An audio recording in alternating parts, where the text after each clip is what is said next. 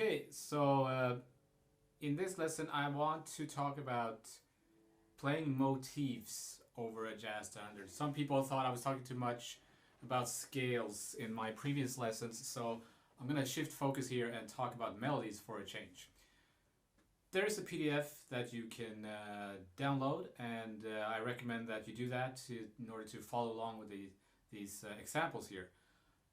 This lesson requires that you know your modes of the major scale and the melodic minor modes as well. So if you don't know those, it might be a little bit tricky to follow what I'm talking about here. Okay, so on the PDF we have the first 9 chords of the standard Stella by Starlight. We're not going to do the whole tune. You would normally practice the whole tune, right? But we're going to limit ourselves here to the first 9 chords. And what we're going to do is we're going to take a melody and use that as a motif and see if we can keep that motif alive and maneuver through the changes of Stella by shifting the motif around, as it were.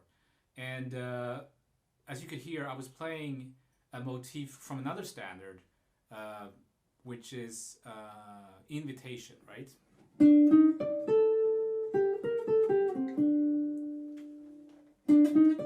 So the first 4 notes of that melody I'm gonna use as a motif. So you could think of a motif as different things, but what I'm talking about here is the intervallic structure. And if we're thinking of those notes as derived from C Dorian, what we get if we think of them as degrees of that scale, we get the 2nd degree to the 3rd, to the 9th, and down to the 6th degree. So 2, 3, 9, 6. And that's what we need to think of. That's how we need to think of this if we're gonna do this exercise. So we take the 9 first chords of Stella by Starlight, and I've picked a scale for each and one of those chords. You could find other scales depending on how adventurous you are, or you might think that you prefer another scale. That's fine, but the scales I picked for the first chord, E minor 7 flat 5, I picked Lohengrin natural 2. And then altered for the A7, and Dorian for the C minor 7, and Lydian flat 7 for the F7, and so on. And if I play 2, 3, 9, 6 over those chords with those scales, it's going to sound like this. Let's hear what that sounds like.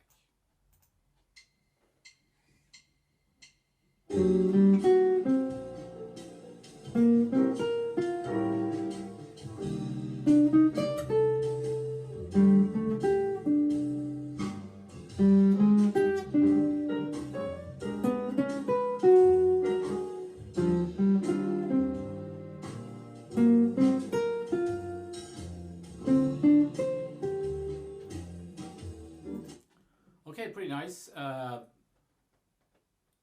doesn't really matter what octave you're playing this in, and I just wrote them as quarter notes because you can, once you get comfortable with these melodies, then you can start messing around with the rhythm. But first you need to get them under your fingers and in your ears. That's one of the benefits of this kind of practicing, I think, is that you start to expand your hearing, that you hear a phrase and you hear how that could move to other places. So you're not stuck in a scale in a box, right? You're starting thinking about melodies and how they can go to different places, as it were. So it's just an exercise. We're still thinking, it's not very creative, right? We're more learning about options, where a melody can go. That's how I think about this. So the next example, instead of playing that scale, I'm gonna find out what scale that scale is derived from. So the first scale again was an E Locrian natural 2. So if you know your modes of the melodic minor, then you'll know that that scale is derived from G melodic minor. The next chord, A7 altered, is the 7th mode of B flat melodic minor, right? And the C Dorian is derived from B flat major. So I'm gonna do the same thing. I'm gonna play 2, 3, 9, 6. Okay. But off of the scale it's derived from. So from G melodic minor, B flat melodic minor, B flat major, and so on. So let's hear what that sounds like.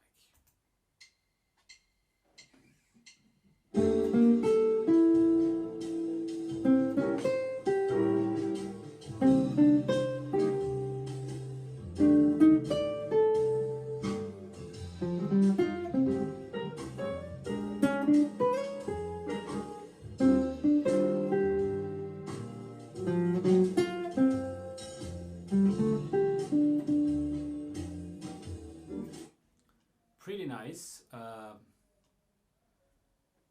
So already we have 2 places that we could play the same phrase over each chord if we wanted to. Next exercise, I take the melody, start in the same place of the E minor 7 flat 5, starting on A. Then I'm gonna keep going in the same direction, up. So I'll need to find the closest note from the next scale. The next scale is B flat melodic minor or A altered. So that if I start on A, the next note will be B flat. And then I'm gonna keep the same intervallic structure. So this is a little bit more difficult. Well, here I wrote it out, but if you don't write it out, if you do it like on the fly, it's gonna be a little bit trickier, right? So you don't want to pick a melody that's too difficult, like only a few notes that you like. Pick a phrase that is nice, that has something that appeals to you. If you try to do like a really difficult, intricate melody, it's gonna get too complex. It's not really the point of this exercise. You want to keep it simple. So anyway, let's hear what it sounds like if I go up to the closest note of the next mode.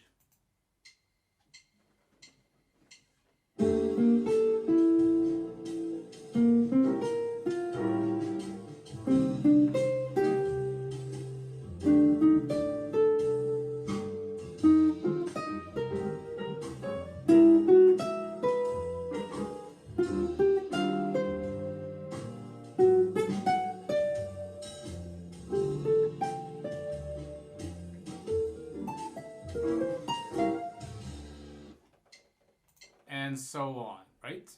So what I want you to do is take a melody, really simple melody, pick a standard, and try to practice this way. Don't write it out. You need to be able to do this while you're playing. And eventually it will become second nature, so you don't have to think about you don't want to be thinking about theory. You just want to be able to hear a melody going somewhere and know where that is, so your fingers and your ears can just go there. Some advice is pick a standard that has changes. Don't pick a standard that is diatonic, right? Because then it's too easy. So you don't want to pick a standard like that is in one key. You want standard like Stella by Starlight that goes through different keys. And also, don't pick a standard or a jazz tune that is too difficult, because that's just gonna be too frustrating. And you need to find a 7th note scale for each of the chords. So you don't want to be using diminished scales and whole tone scales and that kind of stuff here, because that's a little bit different, right? So don't pick a tune with diminished chords unless you know how to derive a 7th note diatonic scale from to a diminished chord. I might do a lesson later on diminished, because that's a whole different topic on its own. And you want a tune that has one chord per bar for this to begin with, because if the harmonic changes are too weird, it's also going to be too weird. So Stella by Starlight, All the Things You Are, has a diminished chord actually, but any tune like that would work great. And again, don't pick a melody that's too intricate. Pick a simple melody, 4-note melody, and good luck.